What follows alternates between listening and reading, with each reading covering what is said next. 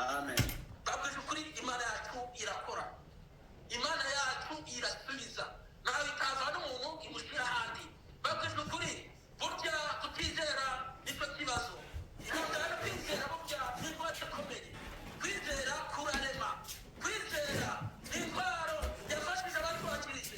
babwije ukuri bamwe bezeraga n'ubukerezwa n'ibikerezo, benshi bakemera gusogotwa ariko bahamyaga bari bafite icyo bakiriye. babwije ukuri bene data, nubwo turi mu bihe bigoye, nubwo turi mu bihe biruhije, ariko uwo twakurikiye ni umugabo ukomeye. izina ry'Uwiteka rihabwe icyubahiro. Amen. reka dukomeze kuri iki gitabo cy'ibyakozwe n'intumwa, dusome ibice turimo cya gatatu umurongo wa 11. agifashe Petero na Yohana, abantu bose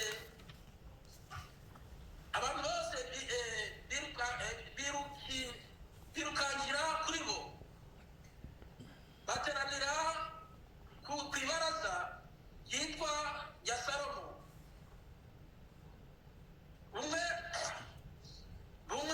bumwe cyane Petero abibonye abaza abo bantu ati, yemwe bagabo b'Isirayeli, ni iki gitumye mutangarira ibi? mudutumbirira iki nkaho ari imbaraga zacu cyangwa kubaha Imana kwacu biduhaye kumugendesha? kuko abantu bari batangajwe n'ibibaye, abantu bose babirikiraho, byari bitangaza kuko babonye uwo mugabo wahekaga ku ireme ry'urusengero, baza bose barabazunguruka, nuko baravuga ati, muratangarira iki? ahubwo ibi byose nimutangare, igitumye ibi byose biba ni ukubaha Imana yacu. nawe wubaha Imana burya uzakorwa n'isoni. yubaha Imana nayo irakubahisha, yubaha Imana nayo iragutabara. Petero aravuga ati, ibi byose nimutangare, ahubwo mufite Imana ikoze ibi kuko tuyubaha. awubaha Imana arata uzakorwa n'isoni. izina ry'Uwiteka rihabwe icyubahiro. Amen. uyu Petero rero mubona yakoreye Imana mu gihe gikwiriye no mu gihe kigoye cyane, kuko Bibiliya iri kutubwira ati, uwo Petero uwo nguwo niwe wanafunzwe ashyirwa muri gereza azira guhamya kw'Imana. si ibyo gusa, uwo Pawulo mwumva yarafunzwe ndetse azira kugira ute guhamya kw'Imana, kuko ijambo ry'Imana riri kutubwira ati, uwo Pawulo nawe yari amaze gufungwa ashyirwa mu nzu y'imbohe ari kumwe n'utwasira, nuko ahageze kuko yarazi wakorera ko Imana ikomeye, aba yinjiye muri meditasiyo. nubwo yarafunzwe, yarashyirwa Imana ishobora byose, yarafunganywe n'izindi mbohe, ariko Pawulo amaze kugera mu nzu y'imbohe atangira guhimbaza Imana, batangira gushima Imana, nuko imbaraga ziba ziramanutse mu nzu y'imbohe. si ibyo gusa, iminyururu yari bafunze yose iba irafunguwe. imaze gufungurwa, abantu b'abarumu baratangara. ibi bitubwira neza ati, inzugi zari zifunzwe zose ziba zirafunguwe.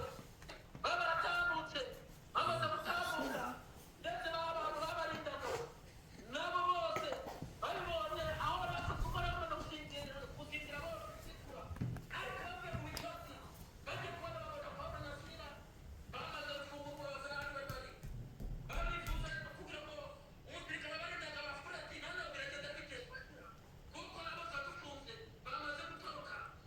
abafashe inkota mu bwubati barashaka kwigira nabi, ariko Pawulo na Sila bati, uramenye ntiwigirire nabi, turi hano ntaho twagiye. nuko barabwira ati, none ko nakora n'iki? baramubwira ati, nta kindi wakora, ahubwo icyo wakora ni kimwe, ni ukwihana nawe ugakurikira Imana twakurikiye. aba baravuga ati, none si ibyo gusa, ngomba kugenda ngabikira n'umuryango wanjye. babwiza ukuri, amasengesho y'abera ni amasengesho akomeye. isengesho ni isengesho risenya ibihome by'umwanzi. Pawulo aho bari bafungiwe, nuko iminyururu yose irafungutse, inzugi zose zari zifunzwe zose ziba zirafunguwe. Imana yacu ni cyiza cyane.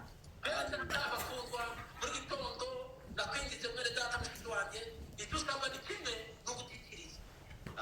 igikiristo kigira imana nubwo wagera mu bihe bikomeye nubwo wagera mu ntege ukiringira imana uvuga ati Uwiteka ndabona intambwe z'ugutera ngezaho bikomeye kuko ari wowe rero akabando gakomeza abagenzi ndakwinjiza umubyeyi arahangana niriwe ugeze intambwe imana yadutega amatwi kandi imana yadutega izina ry'Uwiteka rihabwa icyubahiro kuri bene data bakundwa bazikirije imana inanirwa kuzuza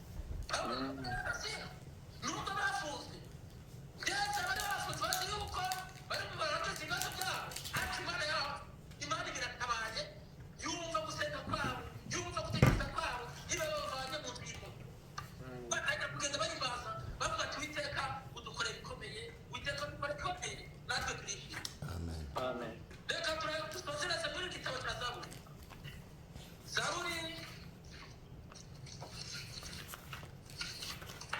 ijana na makumyabiri na rimwe igitabo cya Zaburi ijana na makumyabiri na rimwe hariho dusozereza aravuze ati ijana na makumyabiri na rimwe nuburira amaso yanjye ku misozi gutabarwa kwanjye kuzava he gutabarwa kwanjye kuva ku Uwiteka waremye ijuru n'isi ntazakundira ibirenge byawe uko bitegusa ikurinda ntazawunikira dore uyirinda Abisirayeli ntazawunikira kandi ntasinzira Uwiteka niwe murinzi wawe Uwiteka niwe gicucu cyawe iburyo bwawe izuba ntirizakwicira azakurinda ikibi cyose niwe uzarinda ubugingo bwawe Uwiteka azakurinda amajya n'amaza uhereye none kugeza iteka ryose amen nuburira amaso yanjye ku misozi ndetse gutabarwa kwanjye kuzava he bamwe biringira amagare abandi biringira amafarashi abandi bakiringira abakomeye ariko Dawidi arabyitegereje aravuga ati nuburira amaso yanjye ntahandi amaso yanjye ashobora kuyahanga nuburira amaso yanjye ku Uwiteka nuburira amaso yanjye ku musozi gutabarwa kwanjye kuva he kuko yabonaga buri munsi atabara yaba n'ubwenge ku rugamba yaza kubera akabona atabarutse amahoro yanesheje birimo kabiri aravuga ati nuburira amaso yanjye ku musozi none gutabarwa kwanjye kuva he bisobanukirwa aravuga ati nta handi banga riva gutabarwa kwanjye kuva ku Uwiteka waremye ijuru n'isi Amen. uwo nguwo waremye ijuru n'isi ntazemera ko ibirenge byawe biteguza oya Uwiteka ntabwo yakwemera ko ibirenge byawe biteguza azakurinda amajya n'amaza ibyo uzamushaka byose imana yakimarika babwiza ukuri azakurinda amajya n'amaza uhereye none kugeza iteka ryose uwo Dawidi yitegereje uburyo ari guhangana na Sawuli uwo Dawidi arebye uburyo Sawuli yari afite amaboko akomeye uwo Dawidi arebye yuko n'ingabo yari afite zirabifata ariko areba yuko ibanga ntabwo rikuwe ibanga ntabwo riri kuba ibanga riri kuba ku Uwiteka Uwiteka burya niwe udinda amajya n'amaza bafite ukuri ariko kureba hamwe n'ibanga rikomeye aravuga ati ahandi ibanga riva riva ku Uwiteka ukora byose bafite ukuri mushiki wanjye nta handi ibanga ryari kuriva ibanga ryacu nta handi riva turivana ku Uwiteka ukora byose iyo mana iratubwiye neza ati izakurinda amajya n'amaza uhereye none kugeza iteka ryose bafite ukuri Dawidi nawe yitegereje aravuga ati nta handi nshobora kubura amaso yanjye amaso yanjye ndayareba nyicaye ku misozi ariko gutabarwa kwanjye nta handi kuva ku Uwiteka waremye ijuru n'isi kuri imana yacu yaremye ijuru n'isi ntabwo izemera ko ibirenge byawe biteguza ahubwo izakurinda amajya n'amaza uhereye none kugeza iteka ryose bizere cyangwa Yesu Kristo reka cyangwa se bafite banjye bakundwa imana yakoze iri nicyo jambo imana yashaka kuvuga ariko mbega ngo bisaba wirinde gucogora ahubwo usaba imana icyo icyifuzo cyawe cyose amaso yawe yose uyahange ku Uwiteka waremye ijuru n'isi iyo mana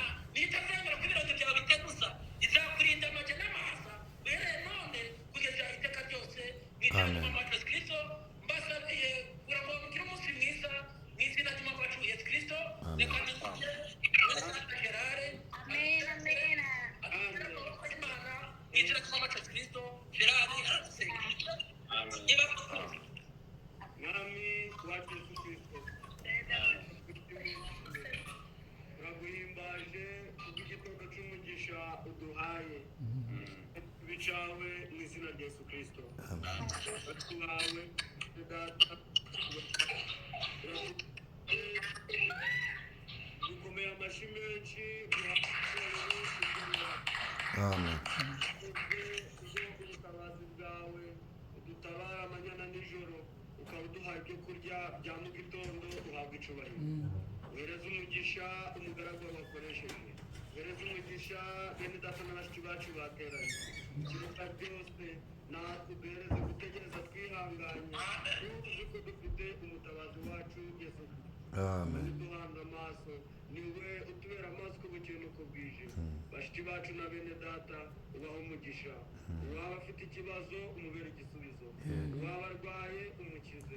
Utwiteho ugumye kudutegurira ibidutunga mu cyumweru gitaha, tuzongera tukugirire umugisha. Ubane natwe, rirwane natwe, urinde abera bose, urinde imiryango yabo, urinde n'abana babo. Utwiteho ugumye uturebe neza, maze imigisha yawe yirigane natwe mu izina ry'umucunguzi wacu Yesu Kristo. Amen.